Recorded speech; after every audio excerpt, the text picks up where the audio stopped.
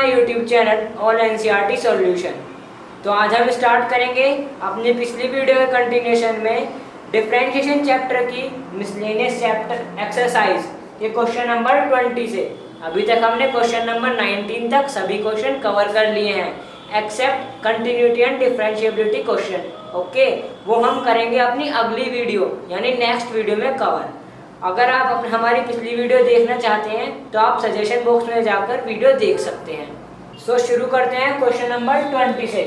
Question number 20 में हमें कहा गया है, अगर आप क्वेश्चन को ध्यान से पढ़ोगे तो उसमें कहा गया है कि आपको एक फॉर्मूला गिवन है। फॉर्मूला क्या गिवन है? साइन ए प्लस बी का फॉर्मूला। साइन ए प्लस बी का formula sine A cos B plus cos A sine B.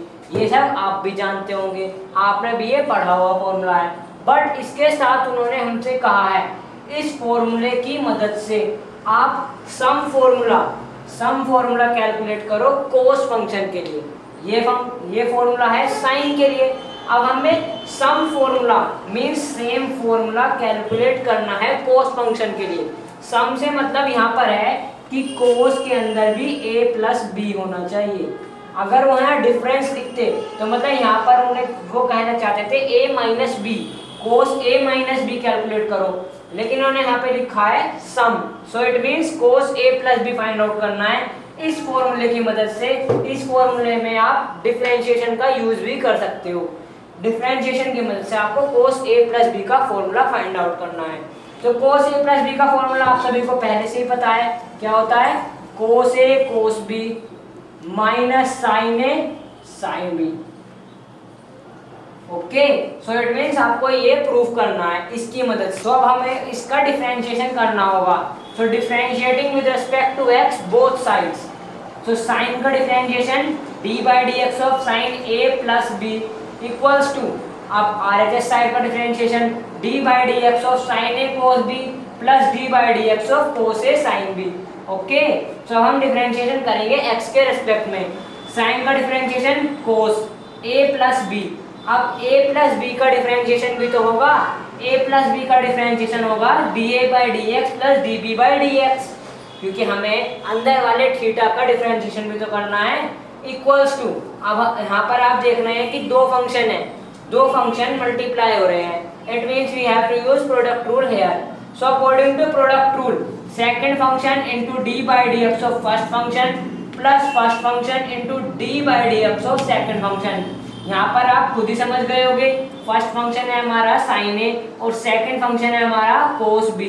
It means according to product rule हमारी टर्म का एक्सप्रेशन इवेलुएट होकर ये आया।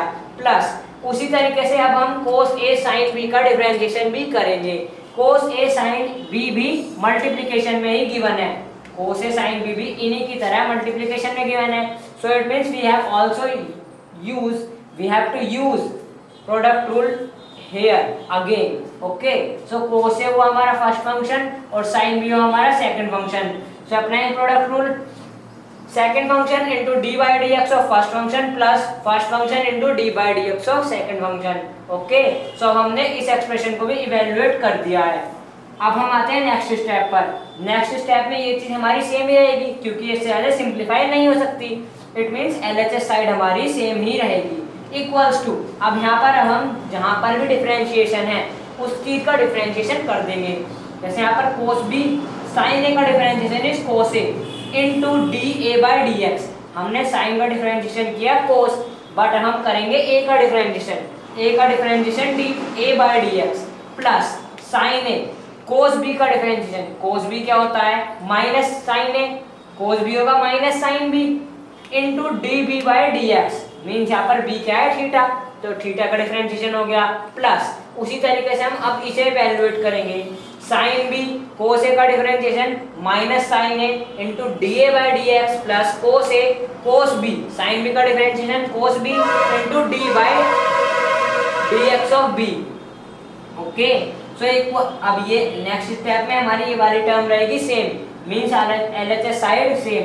अब हम आते हैं नेक्स्ट स्टेप में RHS साइड पर। कोस आप देख रहे हैं यहाँ पर चार टर्म बन रही है यहाँ, 1 2 3 4, बट चारों टर्म में हर एक दो टर्म के अंदर कोई चीज कॉमन है। जैसे यहाँ पर इन दो टर्म्स में कोस ए कोस बी और माइनस साइन ए साइन बी में एक चीज कॉमन है, क्या? dA/dx। उसी तरीके से इन दो टर्म्स में भी एक चीज कॉमन है, dB/dx। तो अब हम इन दोनों टर्म्स में से कॉमन लेंगे dA/dx और इन दोनों टर्म्स में से लेंगे dB/dx common. So taking dA/dx common from these terms, okay? So जब आप dA/dx common out लोगे तो cos A cos B minus sin A sin B plus उसी तरीके से हम dB/dx भी कॉमन लेंगे। dB/dx आपने कॉमन निकाला तो यहाँ पर बचा cos A cos B minus sin A sin B। Okay, सब आप देख रहे हो, ध्यान से देखोगे तो आपको अब ये दो टर्म्स भी सेम दिख रही हैं। यहाँ पर भी cos B cos A minus sin A sin B और यहाँ पर भी वही टर्म रिपीट हो रही है। इट मीन्स अब हमें यहाँ पर दोबारा इस टर्म को कॉमन आउट लेना होगा। सो हमने इन दोनों टर्म्स में भी कॉमन आउट निकाल लिया इस टर्म को। तो जब आप इस टर्म को कॉमन आउट निकालोगे तो यहाँ पर बचेगा dA/dx प्लस dB/dx और बाहर आ गई आपकी cos B cos A minus sin A sin B। Okay, और LHS साइड आपका चलता आ रहा था ऊपर से ही cos A plus B dA/dx plus dB/dx, इधर भी dA/dx प्लस dB/dx और इधर भी same term. So it means they will cancel out. So आपका फाइनल रिजल्ट आया cos A plus B equals to cos B cos A minus sin A sin B। आपको proof भी यही करना था, sum formula of cos function by differentiation.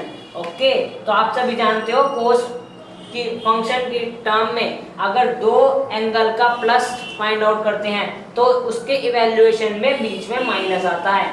Okay, यह बात आपको ध्यान रखनी है। अगर आप साइन की बात करो तो बीच में इवैल्यूएशन के समय यहाँ पर प्लस आता है। तो आपका प्रूफ हो चुका है रिजल्ट यहाँ पर, hence proof. So now moving to question next, question number 23। Question number 21 और 22 मैं आपको इस क्वेश्चन के बाद कवर कराऊंगा क्योंकि ये काफी इंपॉर्टेंट और इंटरेस्टिंग क्वेश्चन है। So we jump out to this question, question number 23। We have if y equals to e raised to a cos inverse x, so we have to find out, sorry we have to prove, this question is related to proving, to prove 1 minus x square into d2y by dx2 minus x dy by dx minus a square y। Okay, so we have to prove this। How we will do this? First we will analyze this, understand? तो सबसे पहले हमें यहाँ पर dy by dx calculate करना है, फिर हमें d2y by dx2 और उसके बाद आप चाहे तो सिंपली प्रूव कर सकते हैं, वरना आप इस इक्वेशन में उन दोनों की वैल्यू रखें और आपका आंसर आ जाएगा। लेकिन हम कोशिश करेंगे कि डायरेक्ट ही ये रिजल्ट निकल कर आ जाए, हमें इस इक्वेशन में वैल्यूज पुट ना करनी पड़े। ओके, तो सबसे पहले हम करेंगे differentiation, differentiating with respect to x because we have to calculate first dy by dx। So y का differentiation dy by dx equals to d by dx of e raised to cos inverse x। Okay, so आप सभी जानते हो exponential function का differentiation remains same, means d by dx of e raised to x is always e raised to x। सो यहाँ पर है e raised to a cos inverse x, तो ये भी हमारा सेम ही रहेगा e raised to cos inverse x, but यहाँ पर डिफरेंशिएशन होगा किसका? a raised to a cos inverse x का भी। Okay, into d by dx of a cos inverse x, यहाँ पर x होता है तो यहाँ पर भी d by dx of x होता है, बट विच इज ऑलवेज 1, तो हम यहाँ पर वो वैल्यू लिखते नहीं है क्योंकि d by dx of x is always 1। उसी तरीके से हमें यहाँ पर ऊपर वाले फंक्शन पावर फंक्शन का भी डिफरेंशिएशन करना होगा। आप सभी जानते हैं a एक कांस्टेंट है तो a आ जाएगा बाहर, यानी a e raised to cos inverse x into d by dx of cos inverse x। Okay, so आप cos inverse x का डिफरेंशिएशन आप सभी जानते हैं e raised to a cos inverse x into a, ये हमारी बची हुई term, into cos inverse x का डिफरेंशिएशन क्या होता है? d by dx of cos inverse x, मैंने आपको कई बार पढ़ाया है, -1 upon under root 1 minus X square. तो अब आप ये वैल्यू यहाँ पर पुट कर देंगे। सो -1 अपॉन √1 माइनस एक्स स्क्वायर। अब आपको इस टर्म को देखकर कुछ कुछ लग रहा है कि हाँ भाई ये कुछ इस तरीके से बन रही है। यहाँ पर भी क्योंकि 1 माइनस एक्स स्क्वायर है और यहाँ पर √1 माइनस एक्स स्क्वायर है, इट मीन्स हमारा 1 माइनस एक्स स्क्वायर तो यहाँ पर आ गया। बस अब हमारे साथ बस एक प्रॉब्लम है कि यहाँ पर 1 माइनस एक्स स्क्वायर है और हमारे पास √1 माइनस एक्स स्क्वायर है। तो इसे सॉल्व आउट करने के लिए, इसे सॉर्ट आउट करने के लिए हम इस चीज को पहले यहाँ लेकर आएंगे। Okay, so √1 minus X square को हम LHS साइड ले आए बाय क्रॉस मल्टीप्लिकेशन।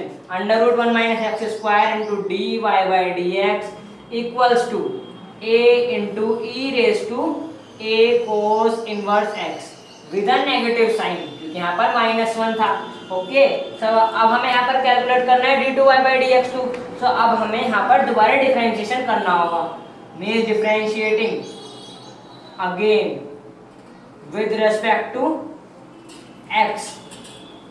तो यहाँ पर आप देख रहे हो ये दोनों मल्टीप्लिकेशन में गिवन है, ये भी एक अलग फंक्शन है और √1 माइनस एक्स स्क्वायर भी एक अलग फंक्शन है। सो अगर हमें यहाँ पर इसका डिफरेंशिएशन करना है, so it means we have to use product rule here. So 1 minus X square under को हम फर्स्ट फंक्शन मांगते हैं और dy/dx को सेकंड फंक्शन।